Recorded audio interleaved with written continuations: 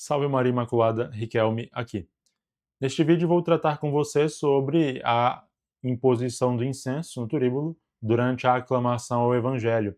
Muitas pessoas, inclusive sacerdotes, mas sobretudo coroinhas, me perguntam como é que faz.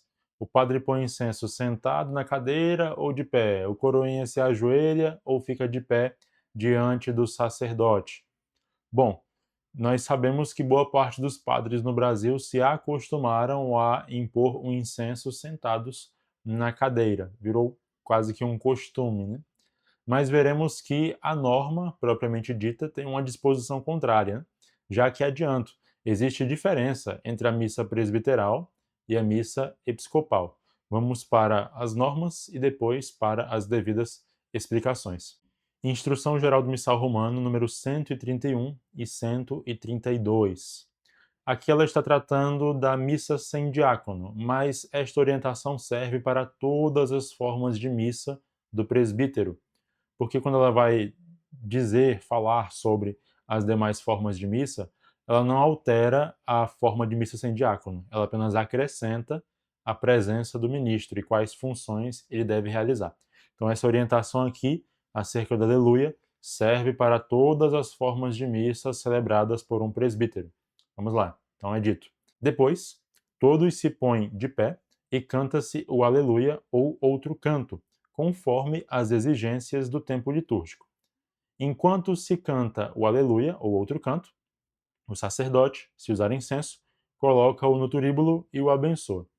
A seguir, com as mãos unidas e profundamente inclinado diante do altar, diz em silêncio a oração: Ó Deus Todo-Poderoso, purificai-me. Oração essa que está presente no missal, é a oração que ele sempre faz diante do altar, antes de ir ao ambão para proclamar o Evangelho. O que é que podemos observar nesta norma, então? Os momentos, os estágios. Primeiro, todos se põem de pé para a aclamação ao Evangelho. Esse todos inclui o próprio sacerdote, não é posta aqui nenhuma exceção.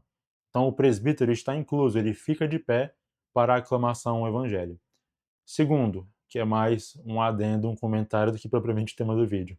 Quando se diz aleluia ou outro canto, não é que o aleluia é substituível, tá? Mas aqui na quaresma, por exemplo, não se canta o aleluia. Então, no lugar dele vem um tracto ou um versículo conforme o gradual ou o lecionário. E terceiro, o sacerdote então põe incenso no turíbulo e o abençoa sem nada dizer. Mas veja bem, ele ficou de pé para a aclamação ao evangelho. O que significa que quando o turiferário se apresenta a ele com o turíbulo, ele já está de pé e, portanto, impõe incenso no turíbulo de pé. Evidentemente, o coroinha também permanece de pé. Não faz sentido o padre de pé e o coroinha ajoelhado neste caso, não é? Então, a primeiríssima norma já aqui posta é que para a missa presbiteral, o presbítero põe incenso de pé. E aí você vai me perguntar então, Riquelme, onde foi que eles aprenderam que tem que ficar sentado para colocar incenso na aclamação ao evangelho? Bom, vamos observar então as normas para a missa episcopal. Primeiríssima norma que quero apresentar, Cerimonial dos Bispos, número 90. Para pôr incenso no turíbulo, o bispo senta-se se estiver na cátedra ou junto de outro assento. Fora disso, põe o incenso de pé.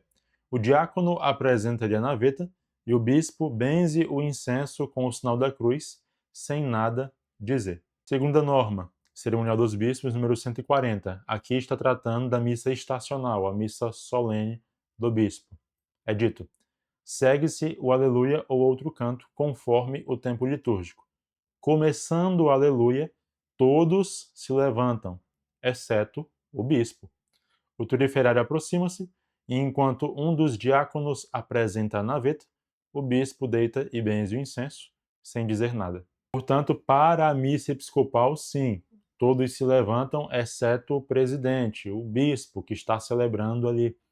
E o bispo, então sentado, põe o incenso. Para ele, portanto, os coroinhas que levam o turíbulo, a naveta, se ajoelham diante dele. Por que essa diferença? O bispo é o único na diocese que tem cátedra, que é catedrático, que governa da cadeira. Portanto, a liturgia reserva a ele, que tem a plenitude do sacramento da ordem, alguns sinais de distinção que diferenciam a liturgia solene dele da liturgia presbiteral. Uma dessas distinções é o uso da cadeira para algumas funções litúrgicas, dentre elas esta que estamos tratando, que é a imposição do incenso. Então, na missa episcopal, o bispo põe incenso sentado na cadeira, seja a cátedra, seja um outro assento que estiver perto dele. Na missa presbiteral, o presbítero sempre põe incenso de pé. E eu suponho, isto é suposição minha, não tenho como dizer que é a verdade absoluta e certa, tá? Mas eu suponho que foi observando o bispo fazer deste modo que os padres começaram a imitar, não é? Formação litúrgica no Brasil passa por algumas dificuldades, pela própria situação em que o Brasil se encontra, né? E muitas vezes algumas coisas que a gente faz na liturgia, a gente aprende não por um estudo técnico da norma, mas observando o que é feito em outras comunidades. Então o presbítero vai lá, celebra com o bispo, vê o bispo procedendo dessa forma, na aclamação ao evangelho, a tendência natural é imitar aquilo que o bispo está fazendo. Afinal, o bispo é, de certo modo, né, um referencial litúrgico na diocese, dependendo, claro, aí da diocese e de como anda o clero. Mas esse é o ponto, é uma imitação, né? Daí é importante ter esta abertura para corrigir estes pequenos detalhes que vão surgindo e que são contrários à norma. No início do vídeo, eu falei que virou um costume no Brasil, presbítero pôr o incenso sentado. Só que costumes contrários à lei normalmente não devem persistir, né? Devem ser corrigidos. E já há uma norma clara aqui e bem fundamentada de por que o bispo faz isso e o presbítero não faz. Então o ideal é corrigir. Se o seu padre tem abertura para tratar deste tema, você vai falar com ele com caridade quando houver uma oportunidade. Se ele não tem abertura, não vá fazer confusão, né? Espere o momento adequado, certo, para falar do modo correto, uma ocasião perfeita. Porque afinal, se o padre faz as mesmas coisas há 20, 30 anos, evidentemente que quando você chegar para ele e disser que o que ele está fazendo está errado, ele vai ter como reação natural achar que você está enganado. E dependendo do modo como você fala, ele pode se ofender. Então é preciso ter prudência no trato com essas coisas e, sobretudo, caridade. Ok? Comenta aqui embaixo se você já sabia sobre essa norma e, é claro, não esquece de deixar o seu gostei e também se inscrever no canal caso não seja inscrito. Deixarei aqui na tela final alguns vídeos que podem lhe interessar. Glória ao Pai, ao Filho e ao Espírito Santo, como era no princípio, agora e sempre. Amém.